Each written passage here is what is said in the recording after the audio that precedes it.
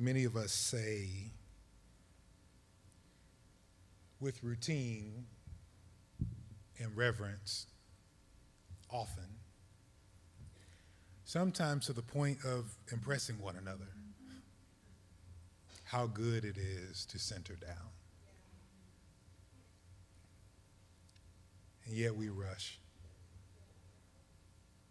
and we rumble, and we wrestle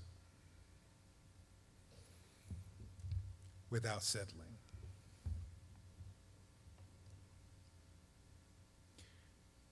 When I say it is good for us to be here, I do so with full recognition of the things that we have left and the things that we're still trying to leave, but they won't leave our phones. And we can't seem to leave our phones. I say the things that we have left, even though the reports we saw on the news this morning are still jostling around in our heads and our hearts. I say the things that we have left, recognizing that those things are still with us. And so I say it is good for us to be here with the recognition that it is even more difficult every time we come to experience the sanctuary, the safe space of the opening and closing of those green gates. So I invite you to try hard to not try hard.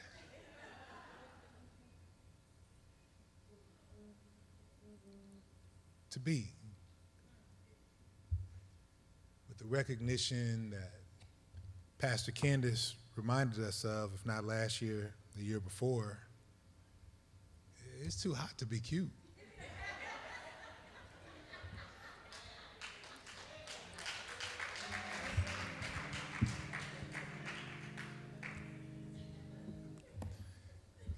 After a while, you're going to be a little too sweaty to be concerned.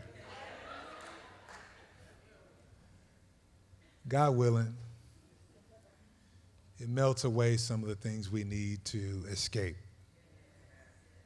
if only for a few moments, for a few days, that we might experience this open-air sanctuary dedicated to God's work and God's will and God's way. I come first with thanks to the team that made all of this work possible. I encourage you, as you see members of the CDF team, just to say thank you. They have worked remarkably hard to create a space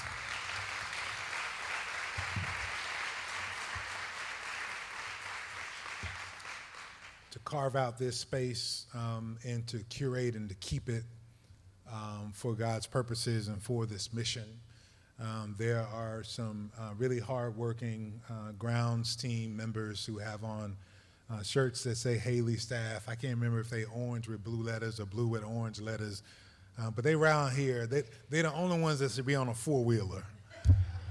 If your children are on a four-wheeler, then you did not sign a waiver for that, and we are deeply concerned.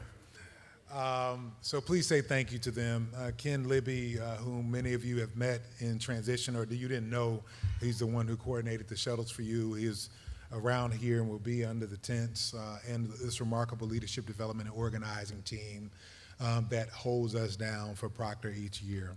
I'm grateful for this opportunity to be able to share some reflective remarks. I've been, the team knows that I've been wanting to have more conversations and to give commentary this year. And I find myself in that same place, but I figured if nothing else, I have responsibility to lift and center for a few moments on the theme that I told them that would be the theme. So I should say why for a little bit. And so I'm going to read for your hearing what I plan to read and then what the litany told me I should read.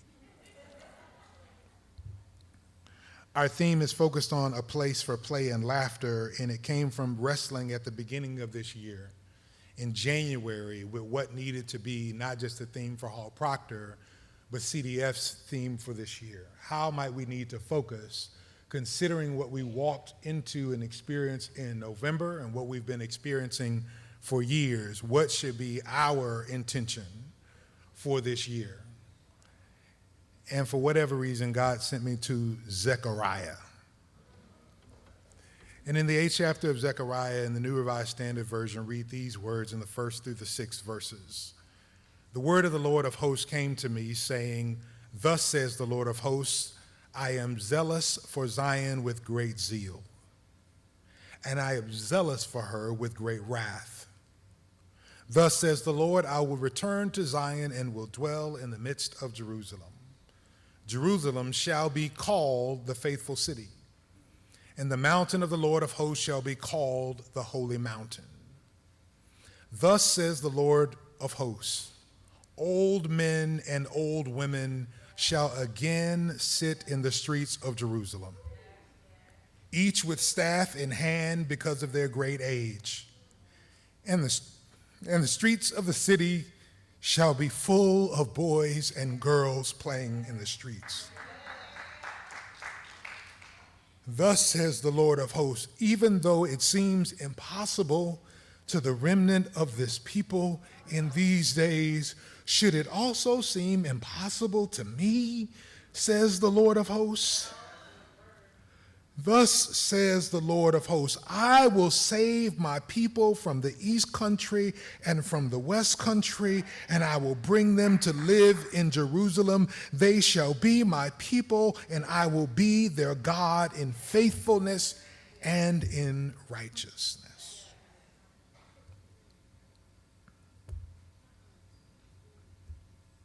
Old men and women shall again sit in the streets, each with staff in hand because of their great age. The streets of the city shall be full of boys and girls playing in the streets.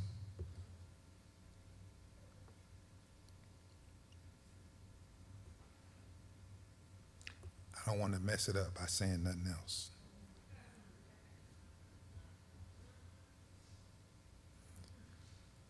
So I'll read the other thing that the litany told me to read.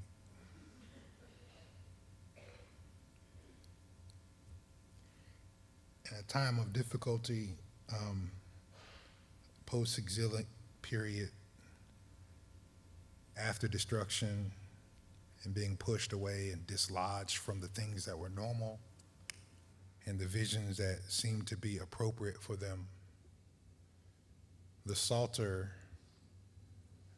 turns to the one place where Moses is remembered. In the one psalm that is attributed to Moses, a prayer of Moses, the text says, a man of God. In what feels to be a Sankofa psalm, because the time of crisis was so bad, they needed to remember a time better from before. And so reaching back to Moses at the 4th division of the Psalter, the 90th Psalm reads this way. Lord, you have been our dwelling place in all generations. Before the mountains were brought forth, or ever you had formed the earth and the world, from everlasting to everlasting, you are God.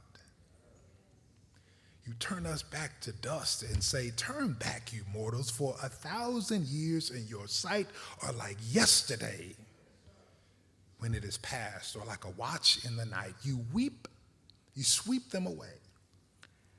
They are like a dream, like grass that is renewed in the morning. In the morning it flourishes and is renewed. In the evening it fades and withers.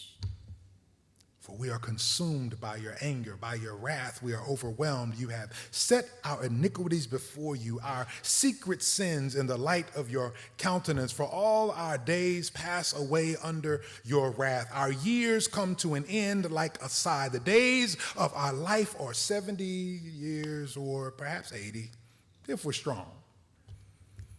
even in their span, is only toil and trouble. They are soon gone, and we fly away. Who considers the power of your anger? Your wrath is as great as the fear that is due you. So teach us to count our days, that we may gain a wise heart. Turn, O Lord, how long?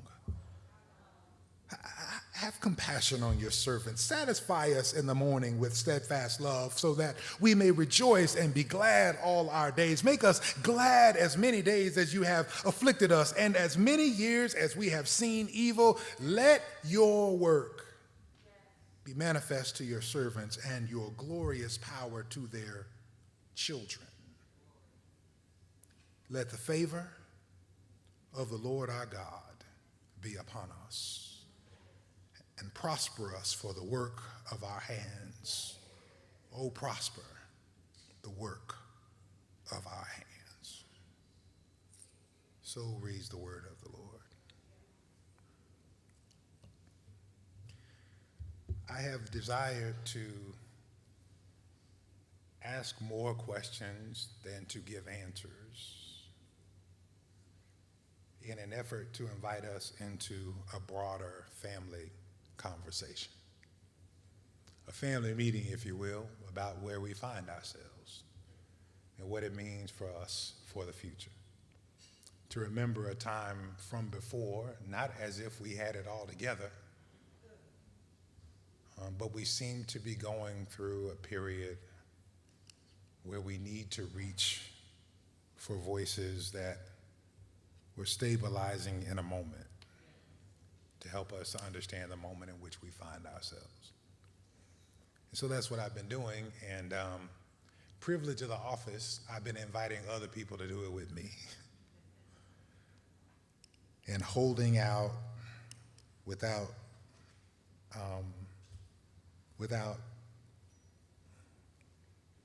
pretense. I'll get a chance to say some more tomorrow, so I'm going to stop talking now. Trying to hold out without pretense that so-called leaders do not have all the answers. Part of our responsibility is to ask better questions. So part of what I've been doing, we'll be able to do this week, and I want to make sure to serve those for whom it's your first time. You have come to part family reunion, part tent revival,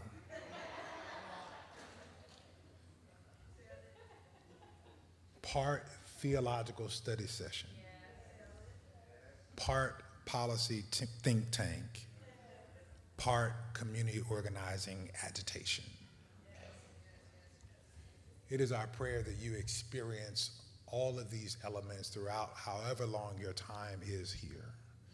And each of them will be available to you within a 24-hour period. You can go through that full cycle.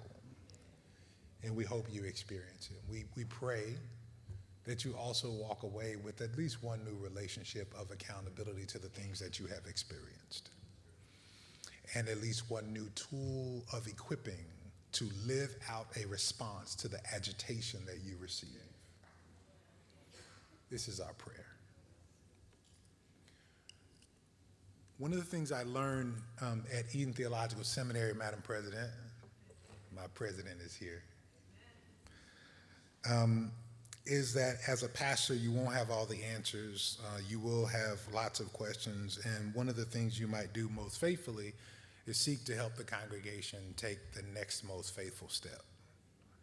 And one of the most critical things you can do in order to do that is to model engagement with other voices, and what is critical is the voices that you invite to be a part of the conversation with the people or in the community or the institution with which you have charge.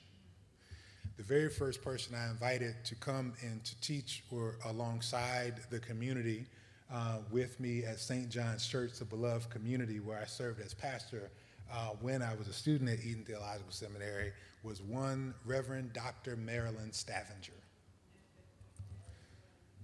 A remarkable, iconic voice and leader, historic figure in the life of the United Church of Christ, who taught many of us polity and history and introduced us to one another. the very first voice I invited to meet the team at Children's Defense Fund to speak to them about where I sensed God was taking us 5 years ago was one Alicia Garza, whom many have come to know as one of the founders of what we have come to call the Black Lives Matter movement, the Black Lives Matter International Network, various expressions, because you know movements move, so we got these titles that don't fit movements. She has gone on to lead other expressions, including serving as the founder of the Black Futures Lab, leading one of the largest and most expansive projects to hear what is going on with Black people in the nation and to amplify that work and that data in the spirit of a broad Black census to begin to inform policy and powerful organizing across the nation.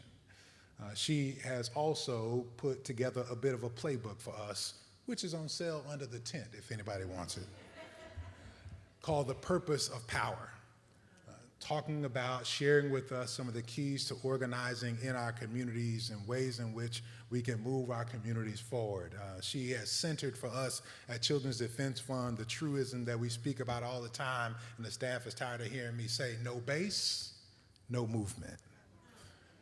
Who are we moving with? If we can't answer the question, who sent you? The question is, are we leading, are we building power with our people in our community?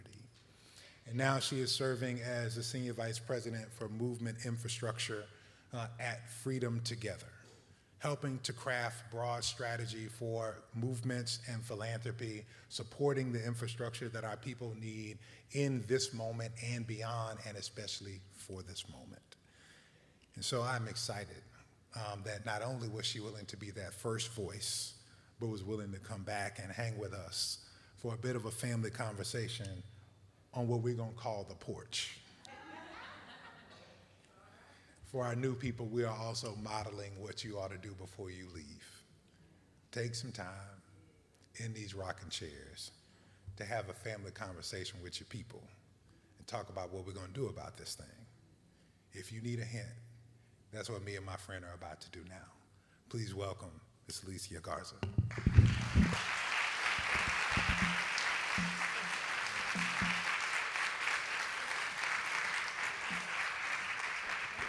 There's nothing I like more than a good porch sit. That's where spirit moves, on the porch. Yeah, yeah. The spirits that sit with us and welcomed us are those that welcomed many to this space.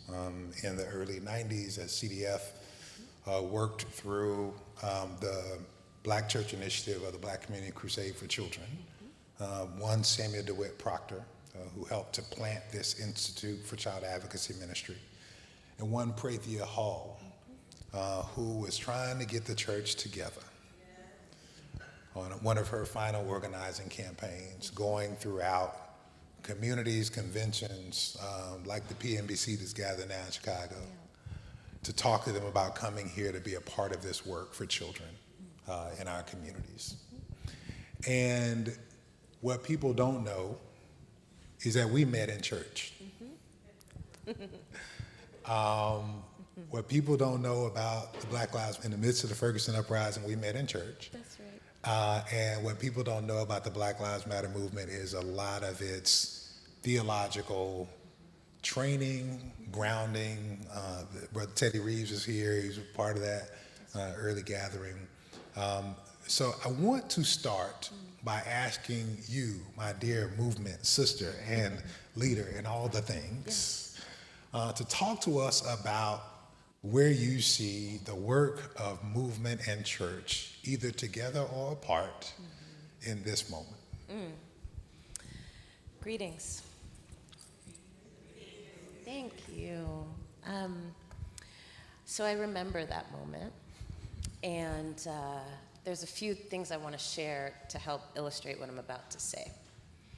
So first and foremost, we had planned a freedom ride to Ferguson, Missouri, that was to bring people on plane, train, and bus from every sector and ecosystem you could imagine to bring our resources and our love to bear on a community that was very much under siege. And we had a spot we were gonna be at, and everything was cool, until it wasn't the day before. And they were like, oh, we no longer have room at the inn. And Patrice said, but I think I found somebody. Reverend Starsky said, oh no, you can absolutely be here. Didn't know us from anybody. Hadn't met before, hadn't seen each other before, but said, yes. I also remember meeting in the basement. And why this is important is because there was only a couple of spaces where community could be. There was a lot going on. There was a lot going on, and it didn't feel like regular St. Louis, because everybody had descended on this place, but also it wasn't kick-it time. The landscape was being transformed, and with and without people who lived in the community. And so there was only a couple of spaces that people could gather. And I remember being in the basement and looking around and saying, wow, this isn't the community organization across the way. This is a church in a neighborhood. And we don't know each other, but this feels like home. I'm not even from here. And I feel like I've been here a long time. And I was watching people interact in that space who also didn't know each other, had also never met each other before that moment, and really like building with each other, right? And then there was a Sunday. And I was wondering, what are we gonna do on a Sunday? Here we are, we're being hosted by this church. And yet, what are we gonna do on a Sunday? Because what I know about movement is that we have a fractured, inconsistent,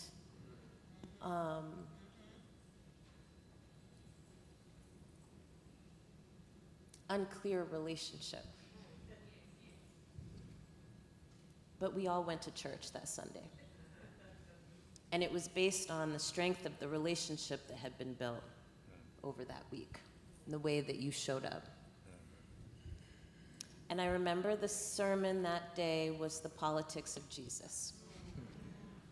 And it was an invitation to people who had been kicked out, left out, spun around, agnostic, confused, conflicted, to come back. And what I saw was people who I have known for years, who I never would have thought I would have seen under a church roof, but I also never thought I would have seen them approach and ask to be accepted again and give themselves. And so what is the relationship that is possible between movement and spirit? There is no movement without spirit. Talk. And in so many ways, the state of movement shows you where spirit is needed more than ever. Spirit is the glue for the fractures that come because we're trying to find our way. Yeah. And what I know from my own traditions is that faith is belief in the things seen and unseen. Mm-hmm. Movement is the same, but the disconnection of that is withering movement, but it's also withering our spiritual homes. Yeah. And so at this moment, what feels on purpose is that there is so much longing. There is so much longing and searching. Where do we go? But it's bigger than that. It's who will stand with me? Who can I depend on? I'm in a process right now, and I don't know if any of y'all are in this process either, where you're like, I'm not going nowhere. We built this, so I'm gonna be here, but I'm also have a plan. Because I might have to go for a minute. So I'm in my little pod, and I'm talking to my people, and I'm like, you know what? I really just want to know, I'll feel good if I just know who my people are. Like who, if it goes down, who do I go look for? Who's going to be looking for me? Will I know if anybody's looking for me? Is there anybody that will make sure that they will do everything in their power to make sure I'm good? Every single person in this country right now is searching for that. And there is a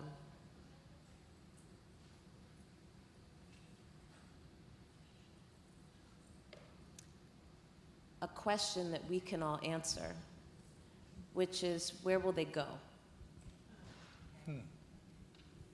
What will be their home? Yeah, what will be their home? There's a lot of people looking for home and in the wrong places. There's a lot of people realizing right now, I've been looking for home in the wrong place. That actually isn't home. But where is home? Is there an answer that we can provide? That is both about spirit, but it is also about connection and community, where spirit lives in a real way, in a comforting way, in a way that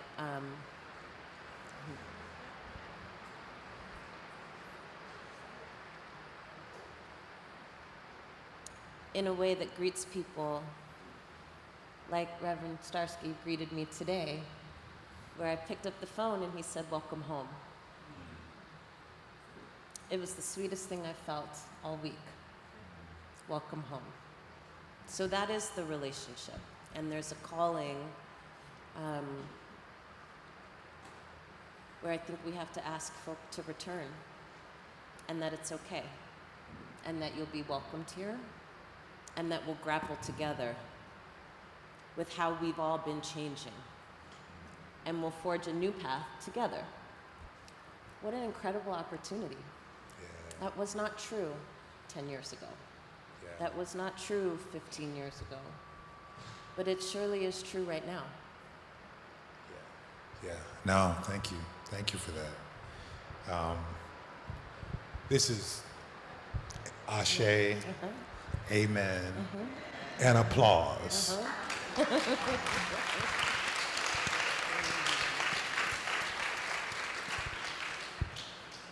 So you went to a place in a way that I wanted to go, but you went in a different way, because that's what Spirit does. We've been talking about the moment where we find ourselves politically. And this container matters not because we are explicitly political, not that we're apolitical, but it matters because this concept of home that is so significant to us, where we find ourselves, we talk about Haley Farm as the home of the children's movement. And we see home as a place where children can be seen and safe and secure, such that they can sing and dance like nobody's watching. That's right. That the well-being of children requires a home, a place that is safe for them, and that's not just an individual domicile, That's right. but rather it's a neighborhood, it's a community, it is a nation That's right. that has done its work That's right. to make sure that young people don't have to worry about that work. That's right.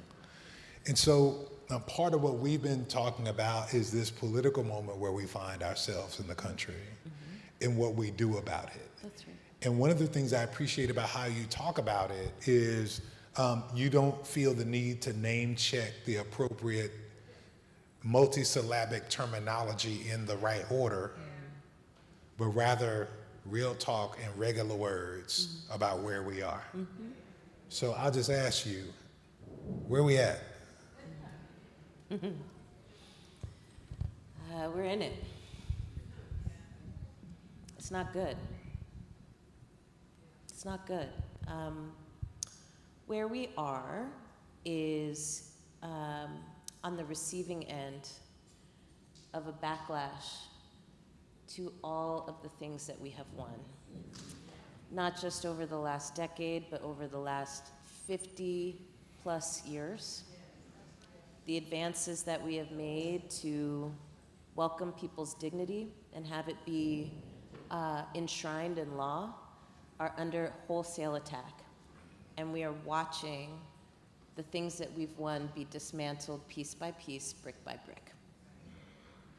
And that is a result of a black president, a movement that changed the way that this country faced and still has to face race and racism, alongside gender and patriarchy and all the things.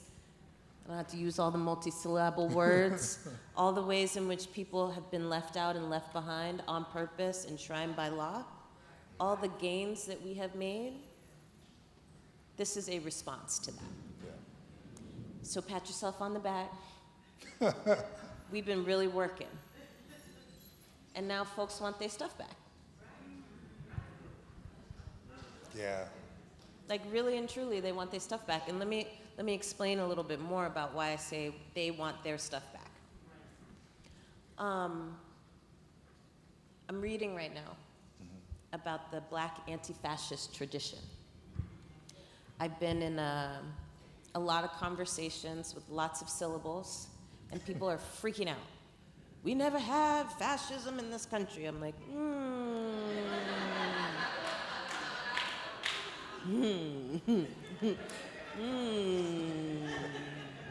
No, we definitely have. And there is a long tradition of fighting back. And so I've really been trying to sit in that.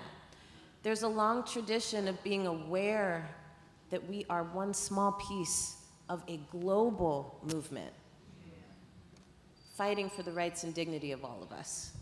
And so I've been trying to sit myself in that, and I've also been trying to sit myself in, well, if we've been here before, then it means we know a little bit of something about how to get out of here.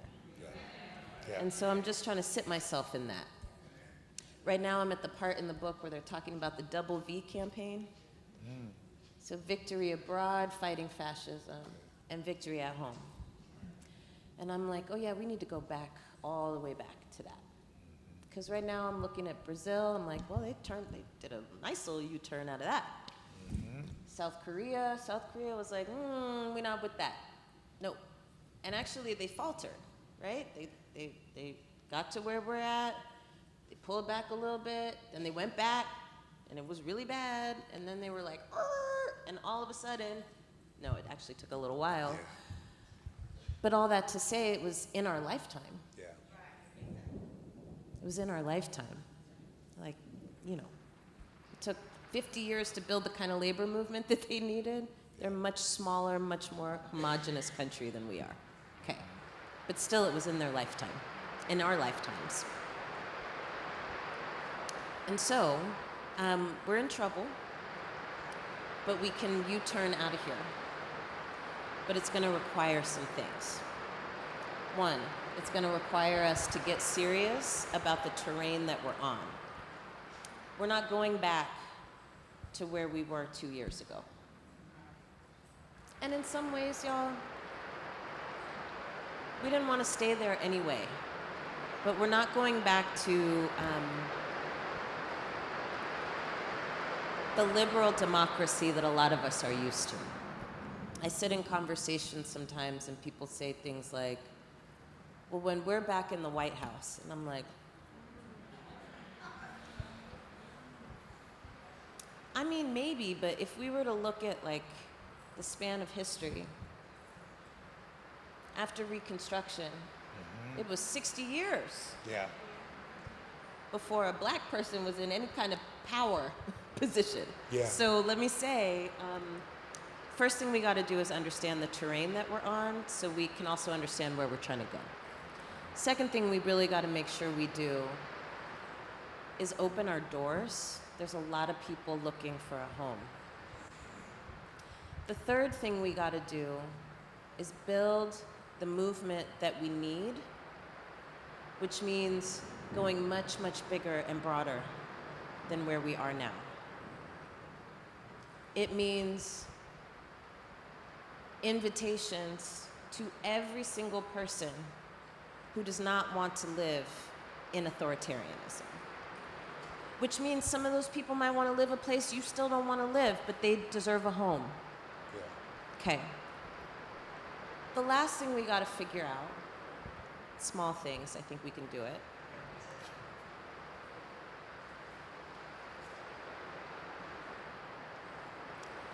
is how to use, coordinate, amass the things that we got and deploy them differently. So I spend a lot of my time trying to figure out where to move money so that it gets to the right people to do the right things. It's an odd world. It's a role I'm grateful for, especially right now. And there's a thing I know, which is, is that done? No, just a little closer. Oh yeah, sorry. Yeah, the rain is. There's a thing I know, which is my sector is scared. Making money hand over fist because that's what these kinds of arrangements will do. But they're really scared. Because like everybody else, people are wondering, when am I going to be next? When am I going to get attacked? When am I going to be asked to bend the knee?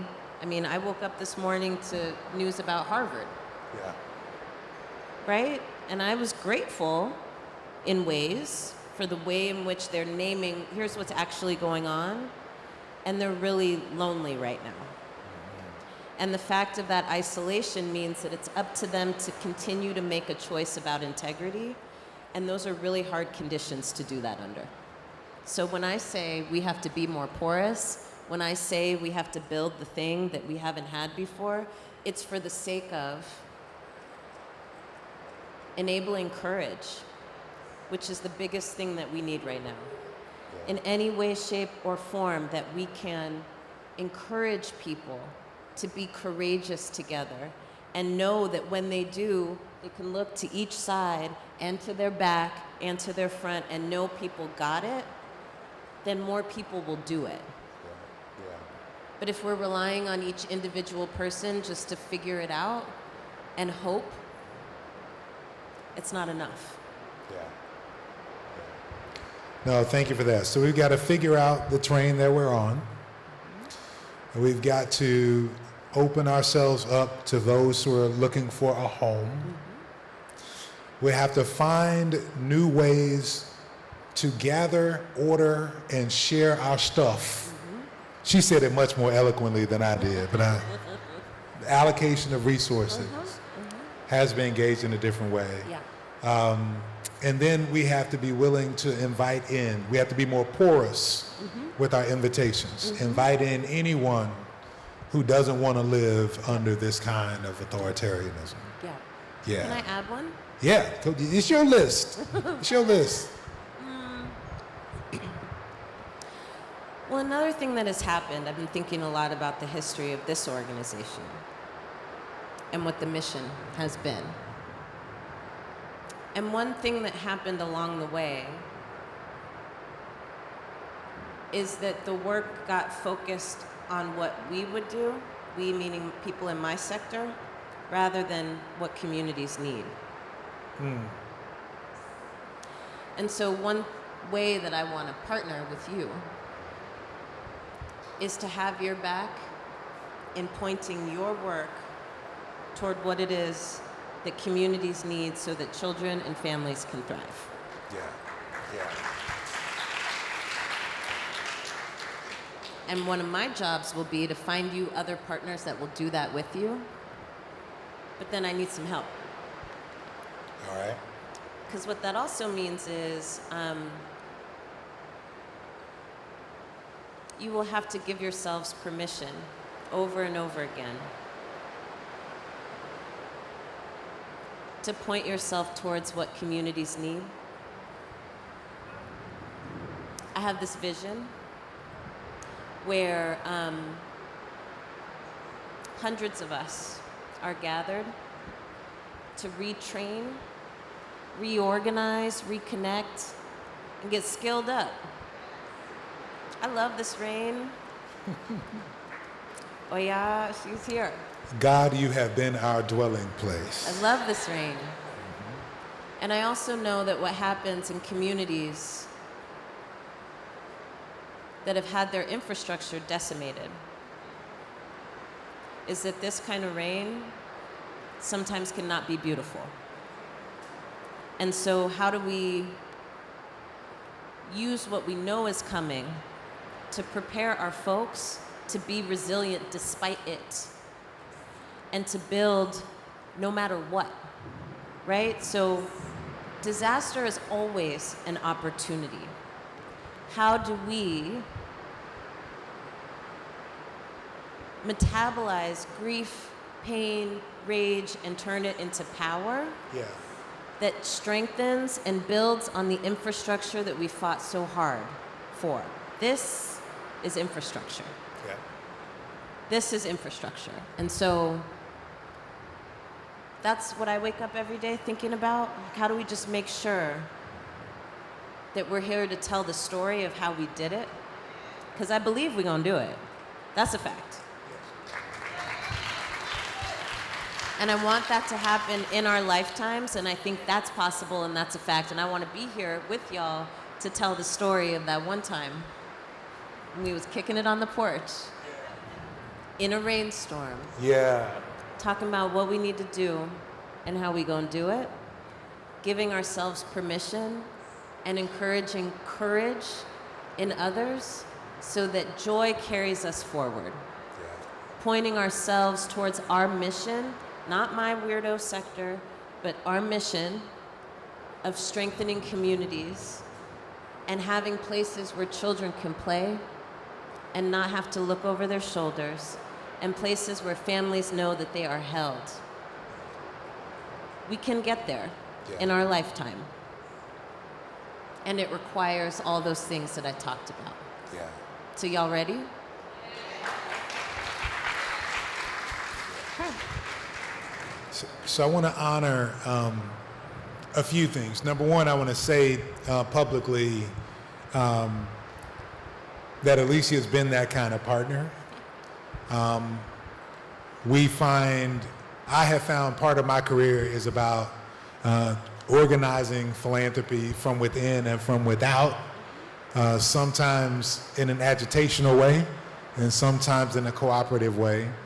But when philanthropy is a partner in the ways that you are, because you're organizing people, they just happen to have resources, it does give you the room to both be courageous and to risk, even within your own community. So can I talk about the risk for CDF that we are wrestling with?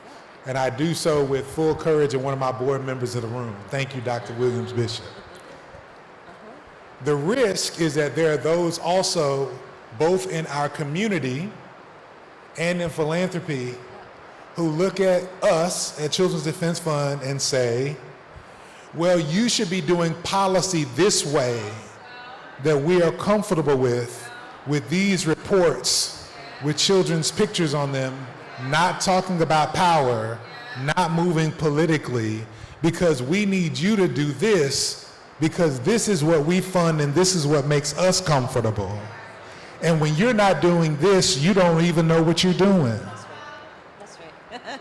Well, So let me get all the way in trouble before you jump in. because I'm ready. Because, as I was saying, one of our dear friends, people who know CDF and DC know what they think is the head, but they don't know this, so they don't know the heart. That's right. That's right. That's right. And what you are suggesting is that if you have our back, and y'all heard me say she's got our back. I do. If you have our back, what we have the opportunity to do is to risk turning to community and doing what they need, not meeting the perspectives of the people who want to hold us to a frame that may or may not have worked with different political circumstances, but to actually have the ability, and this is what I'm inviting our community, have the ability to risk being in a different way, because this is what children and communities say they need when people are kicking them off of Medicaid we fought for and CHIP healthcare we fought for, or taking away their their school meals and their summer meals that they've been using to run freedom schools and take care of their freedom school lunches for a decade, when they are kicking them out of their communities and making them get back with the little blue cards to stand in line over there if you eligible for this lunch, and the kids over here who paying for lunch gonna look at you crazy. That's right. To respond to that, not to people who told us that this is what CDF is supposed to look like. That's right. Well, what is Congress right now? Talk about it. Yeah. Who are you negotiating with? Yeah. Exactly. Who are you presenting the data to? Who? So here's my here's what I know. I'm from the coast. I'm from California, from the Bay, born and raised. And what I can tell you is one gratitude that I have is to my Southern family and partners who were like, oh, we've been in this. We've been in this. So when y'all, we got something to say. Yeah. So we're in a moment right now where the scale and the scope of the crisis relies on the lessons and the ways in which people are organizing right here. And so you would be doing a disservice to your legacy and your mission to not point yourselves towards communities who know something about being resilient in this moment. Yeah. Yeah. And while I'm sad for all of us that we're here, I'm looking forward to having the, what is that word I'm looking for? That knowing when people start to turn towards you and say, you might have something to teach us. It's been a long time coming, and I'm looking forward to the satisfaction of that moment. And I want you to know I heard you. I heard you. And now I think the rest of the country is going to hear you too. I will also say there is no way out of this unless we build the power that we need. Yeah. And policy alone, as you already knew, does not get us there. Policy enshrines our values, and it gets held up as something that we all agree to. But in order for policy to have power, it has to be a part of the cultural lexicon of who we see ourselves to be. And we are in a battle for that right now. Who we see ourselves to be as a nation, as communities, like what we hold important is being tested right now. So as the laws get dismantled, it's another opportunity for us to say what it is that we care about as a nation. Unfortunately, it comes at great pain. We will lose people reteaching this lesson about dignity and safety that everybody deserves. We are going to lose people that we love. And so we owe it, frankly. We owe it to be completely focused on winning that battle for hearts and minds about who we are and who we're gonna be. We owe it.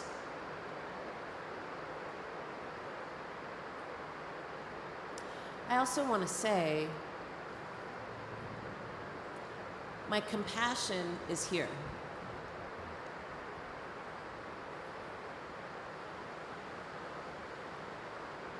There are a lot of us that have never lived this in our lifetimes. I'm not sure that we're going to have a free or fair election in 2026. So I just choose to not really talk about it. I'm like, what's the plan B? Right? Because I can't I'm like, that's not where I'm going to use those tools, but they have to be in the service of something bigger. I'm not clear that we'll have a transition in 2028. I'm gonna work for it, but I'm not clear that that's a real thing. And so like you, I am trying to wrap my head around, well, what do we do in the meantime? Because it ain't an option just to stand here. It ain't an option just to let them continue to do what they're doing. But it's also not an option to keep pulling old levers and thinking it's going to produce something new. So the other opportunity that we're being given right now is to engage a lot of people about what kind of system we do want. Because as we see these mechanisms fail, and more will fail, we have to hold in ourselves, this is what we're fighting for, and it has to actually be bigger than, it's not just the values, it's how we express those values and what containers we get to express those values through. So if we know that some of these mechanisms are going to fail, what do we put in its place? We get to invite people to be architects of a new political system. And that is really exciting to me. That is really exciting to me. Because it comes from a place of, let's build the thing that we want, not just fight for the thing that we got, which is actually the longing that is in so many people right now. Yeah. It's the quiet part that doesn't get said out loud, but we need to say it out loud. It's the polls that CNN does that says, well, you know, people don't like this agenda, but people have never been more dissatisfied with this agenda, and that means, okay, we gotta build something else. Because if people get to tune out in this moment, we won't make it. The way to make people tune in is to everybody roll up our sleeves. What we finna build together, as the young people say. Yeah, yeah. And then when we do these fights around Medicaid, around climate, around immigration, whatever issue you want to talk about, it sits in the context of here's how what we are building, here's how we would do it. And that draws people in a different way. I like that. This, I'm already clear, I'm not with that. But you can't have a thing you don't want and have nothing that you do want. And so our job together is to bring people into a project of constructing what is it that we want, and then let's express and demonstrate how we can do it.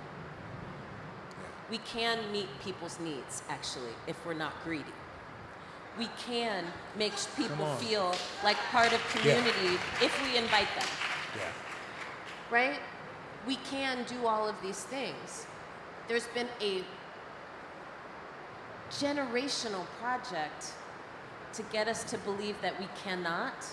And this is a moment where that's all being exposed. Y'all remember The Wizard of Oz?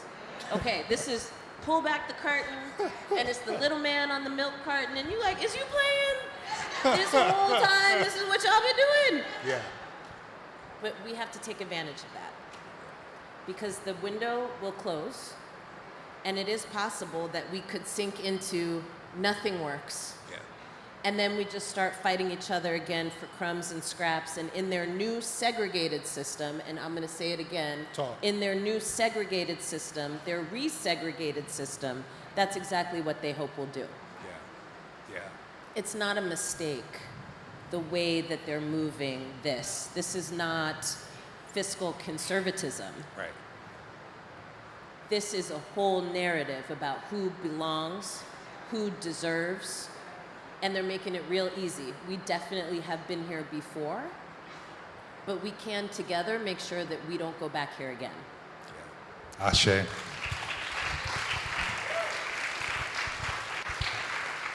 So I want to do two things as we prepare to close. Number one, I know a few things about this farm. First thing I know that makes me so comfortable right now, and I want to make sure all the new people are comfortable too, is it's raining real hard, and we in a boat. Yep.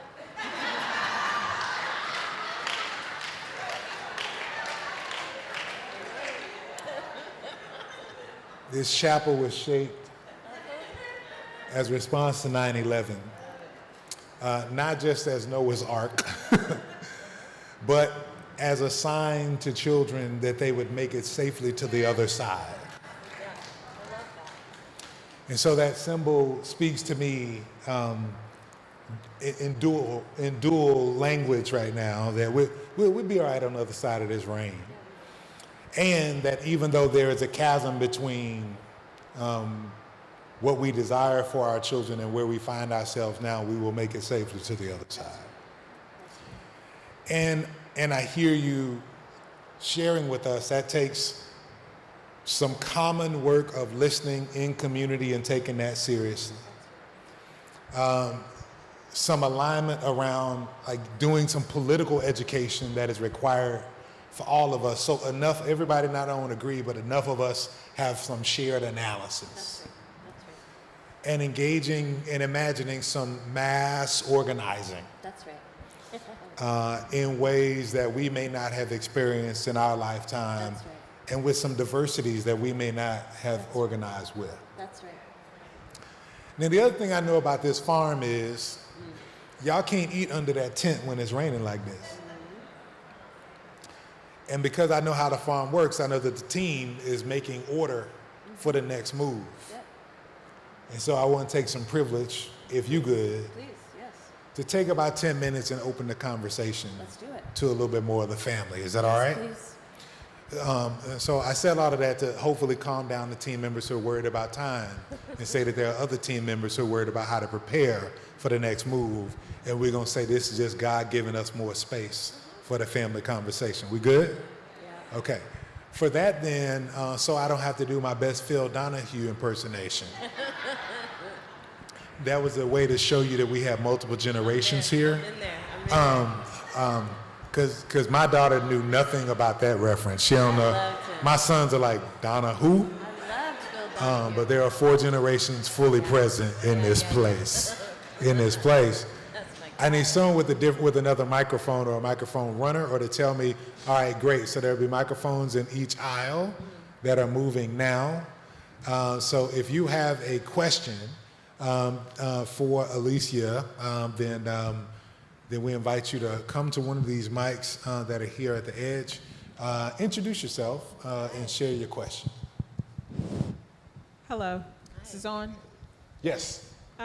So who am I? I am the daughter of Lucille Green Thomas, born and raised in Chicago, Illinois. Can you hear me? Yeah, you got to hold that thing in. All right, can you hear me? Is that better? All right, so I was born in Chicago, Illinois, on the south side of Chicago, born and raised. I currently live in Philadelphia, Pennsylvania, 27 years, so I have the Midwest and the East Coast. I'm Reverend Doctor, if that means anything. But my question is this, and the other location is that I'm ordained Reverend, but I am a licensed therapist, marriage and family, and I am an ARO consultant. And for those who don't know what ARO is, anti-racism. So I do consultancy around anti-racism for 24 years.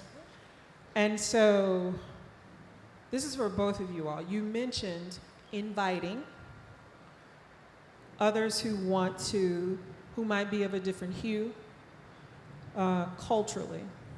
And the conversations that I'm having now with clients, whether it's in my therapy practice, whether it's in my ARO consulting, is the leeriness, right? I mean, can we be honest here? Yeah. Okay. Is the leeriness that in the election, Yeah. you had folks who look like us Yeah. who voted against us. Yeah. And then you had white women who voted against their own self-interest for the tenure of their skin tone so that they could keep the power, but then also be a part of the revolution, right? And so as we're inviting, it is important, because I do also restorative circles, that we talk about the hurt and the pain and the trauma. That's why you got all these Instagrams around black women are just sipping tea and not doing nothing, right? The trauma of not wanting to trust now that they want to join the movement, now that it's impacting them, right?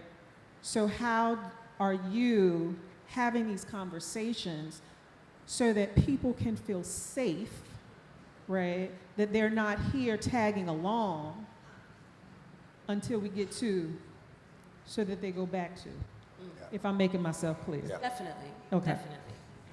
Thank you. Yeah. I have a lot to say about this. You want to kick off? You start, I'll follow. I have a lot to say. All that is real. All of that is real. And this weird world that we live in, there's things I also don't trust.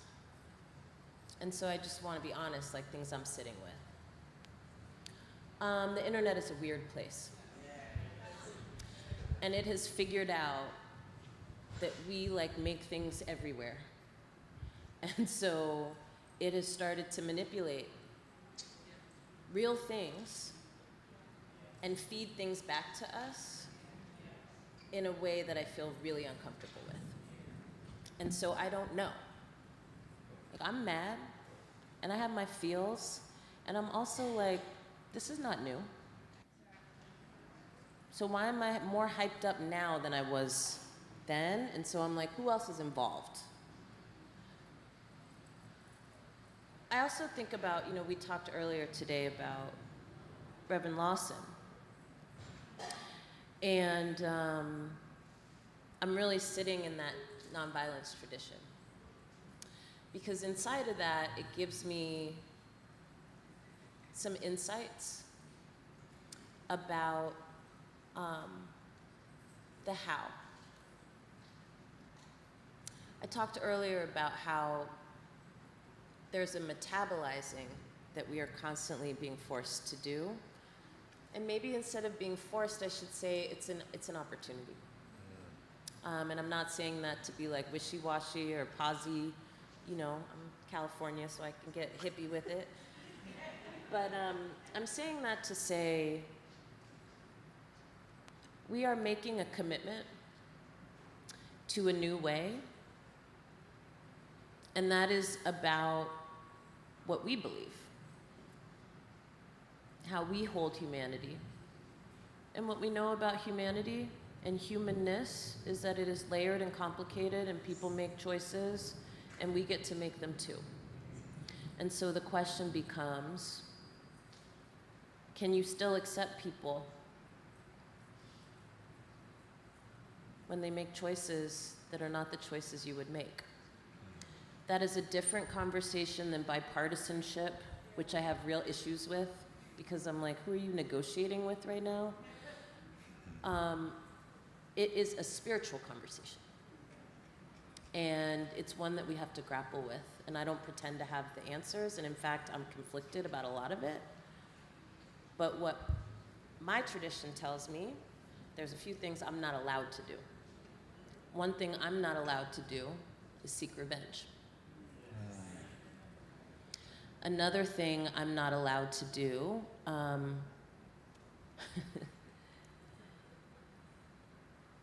is write checks I can't cash. That's my destiny.